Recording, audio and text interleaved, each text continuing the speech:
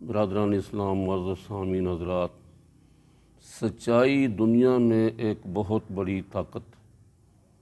سچائی کی وجہ سے انسان بلند سے بلند مقامات تک پہنچ جاتا ہے، اور جھوٹ ایک بہت بڑی ذلت ہے جو انسان کو اسفل السافلین تک پہنچا دیتا ہے۔ سچائی ایک بہت عظیم چیز ہے، اور جھوٹ اتنا عظیم گناہ ہے کہ کئی بڑے بڑے گناہ اس سے جنم لیتے ہیں اور یہ ان کا ذریعہ بنتا ہے۔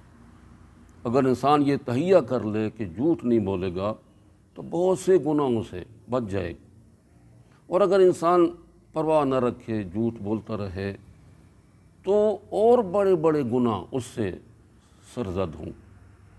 حدیث پاک میں آتا ہے، ایک شخص نبی صلی اللہ علیہ وسلم کی خدمت میں حاضر ہوا اور عرض کی، یا رسول اللہ، میرے اندر 4 بری خصلتیں ہیں۔ ایک یہ کہ میں بدکار ہوں، دوسرا یہ کہ میں شراب پیتا ہوں، تیسرا یہ کہ میں چوری کرتا ہوں، چوتھا یہ کہ میں جھوٹ بولتا ہوں۔ اب چاروں کو چھوڑنا تو میرے لیے مشکل ہے، ان میں سے جس ایک کے بارے میں آپ فرمائیں میں آپ کی خاطر چھوڑ دوں۔ اب دیکھیے کتنے بڑے بڑے گناہ، زنا، شراب، چوری۔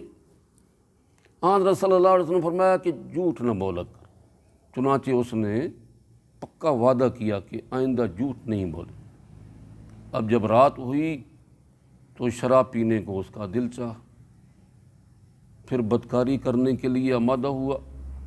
اس کے دل میں خیال آیا کہ کل حضور صلی اللہ علیہ وسلم مجھ سے پوچھیں گے کہ آج رات تو نے شراب پی اور بدکاری کی تو میں کیا جواب دوں گا؟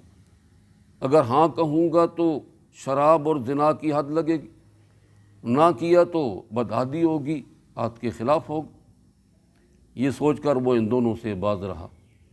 جب رات زیادہ گزری اور اندھیرا خوب چھا گیا، چوری کرنے کے لیے گھر سے نکلنے کا ارادہ کیا، تو اس خیال نے اس کو تھام لیا کہ اگر حضور صلی اللہ علیہ وسلم نے کل صبح پوچھ ہی لیا کہ آج رات تو نے چوری کی تھی تو میں کیا کہوں گا؟ اگر ہاں کہوں گا تو ہاتھ کٹے گا، اور اگر نہ کیا تو عہد کے خلاف ہوگا۔ یہ سوچ کر اس سے بھی باز رہا۔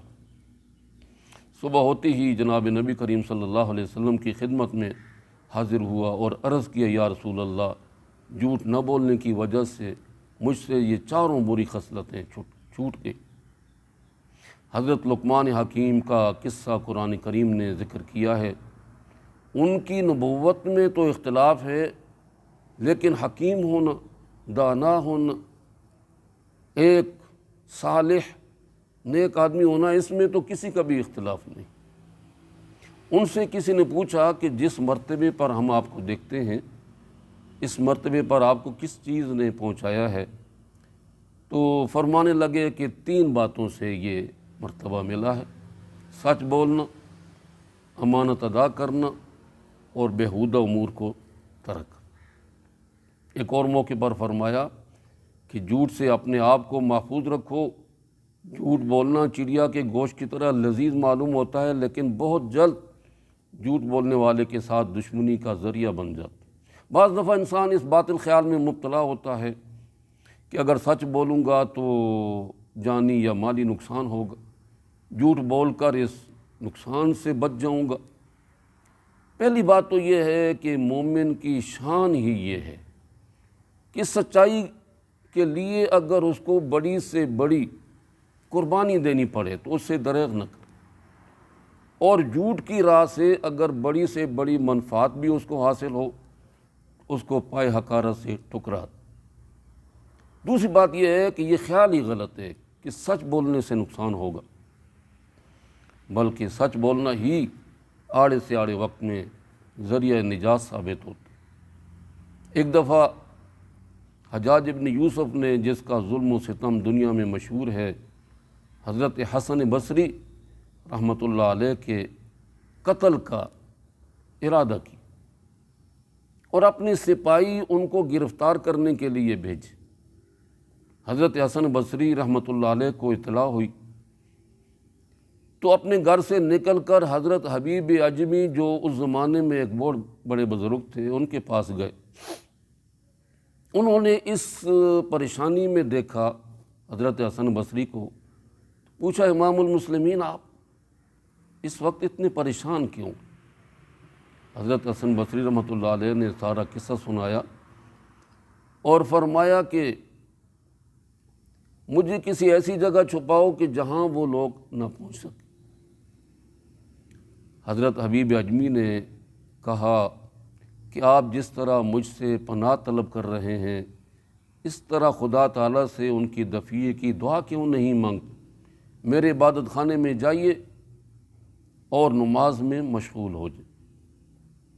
حضرت حسن بصری رحمۃ اللہ علیہ عبادت خانے میں گئے اور عبادت میں مصروف ہو گئے۔ اتنے میں حجاج کے بھیجے ہوئے سپاہی آ گئے۔ انہوں نے حضرت حبیب عجمی سے پوچھا کہ آپ نے حسن بصری کو دیکھا ہے؟ جواب دیا جی ہاں۔ انہوں نے پوچھا وہ کہاں ہیں؟ جواب دیا کہ میرے عبادت خانے میں ہیں۔ وہ اندر گئے لیکن کسی کو نہ دیکھا۔ باہر نکل کر کہنے لگے کہ حبیب آپ اتنے بڑے عابد زاہد ہو کر بھی جھوٹ بولتے ہیں، اندر تو کوئی آدمی نہیں۔ حضرت حبیب عجمی نے جواب دیا کہ میں جھوٹ نہیں بولتا لیکن اللہ نے تمہاری آنکھوں کو اندھا کر دی۔ اس کے بعد کئی دفعہ اندر گئے باہر آئے لیکن حضرت حسن بصری کو نہ پایا، ناکام واپس لوٹ۔ حضرت حسن بصری رحمۃ اللہ علیہ باہر نکلے، فرمایا کہ 7 مرتبہ مجھے چھو کر گزرے ہیں لیکن مجھے نہ دیکھ سکے، لیکن اے حبیب آپ نے ان کو میرا ٹھکانہ کیوں بتا دیا جب کہ آپ کو معلوم تھا کہ وہ میرے قتل کے در پہ ہیں؟ ایسے موقع پر تو جھوٹ کی بھی گنجائش ہوتی ہے، اگر آپ جھوٹ بول لیتے یا کوئی ایسا بہانہ کر لیتے تو اس کی گنجائش تھی۔ حضرت حبیب عجمی رحمۃ اللہ علیہ نے جواب دیا کہ میرے سچ بولنے سے آپ نے نجات پائی، اگر میں جھوٹ بولتا تو میں اور آپ دونوں ہلاک ہو جائیں۔ جناب نبی کریم صلی اللہ علیہ وسلم نے ارشاد فرمایا ان الصدق ینجی والکذب یہلک، سچائی نجات دیتی ہے اور جھوٹ ہلاک کرتا۔ حضرت حسن بصری رحمۃ اللہ علیہ نے فرمایا کہ لیکن میں اتنی تلاش کے باوجود ان کو نہ مل سکا، اس کی کیا وجہ ہے؟ آپ نے کون سا ایسا وظیفہ پڑھا تھا؟ حضرت حبیب عجمی نے جواب دیا کہ جب وہ تلاش کرتے کرتے میرے پاس پہنچے تو میں نے آیت الکرسی، سورۃ اخلاص، سورۃ بقرہ کی آخری آیتیں آمن الرسول سے آخر تک پڑھی اور اللہ پاک سے دعا مانگی، یا اللہ میں حسن کو آپ کے حوالے کرتا ہوں، آپ خود ہی اس کی حفاظت فرمائیں۔ تو جھوٹ بولنا تو ایسا گناہ ہے کہ بڑے تو بڑے ہیں، چھوٹے بچوں کے ساتھ جھوٹ بولنے کی شریعت نے اجازت نہیں۔ حضرت صلی اللہ علیہ وسلم کی مجلس میں ایک خاتون بیٹھی تھی، وہ اپنے بچے کو اپنے پاس بلانا چاہتی تھیں لیکن وہ آ نہیں رہا تھا۔ اس نے کہا بیٹا آؤ ہم تمہیں چیز دیں گے۔ حضرت صلی اللہ علیہ وسلم نے ان سے فرمایا کہ خاتون کیا تمہارے پاس کوئی چیز ہے جو بچے کو دو گی یا ویسے کہہ رہی؟ نے کہا یا رسول اللہ میرے پاس کھجور ہے، میرا ارادہ ہے کہ جب وہ میرے پاس آئے گا تو میں کھجور اس کو دوں گی۔ فرمایا کہ اگر تمہارے پاس کوئی چیز دینے کو نہ ہوتی اور ویسے کہتی تو یہ گناہ تمہارے اعمال نامے میں لکھا جاتا۔ اسی طرح ہنسی کھیل کے لیے مذاق کے طور پر جھوٹ بولنا، اس کی بھی اجازت نہیں۔ حضرت صلی اللہ علیہ وسلم فرماتے ہیں اس شخص کے لیے عذاب ہے جو لوگوں کو ہنسانے کے لیے جھوٹ بولتا۔ تو اللہ تبارک و تعالی اس عظیم گناہ سے ہم کو بچنے کی توفیق عطا فرمائے۔ وآخر دعوانا ان الحمد للہ رب العالمین۔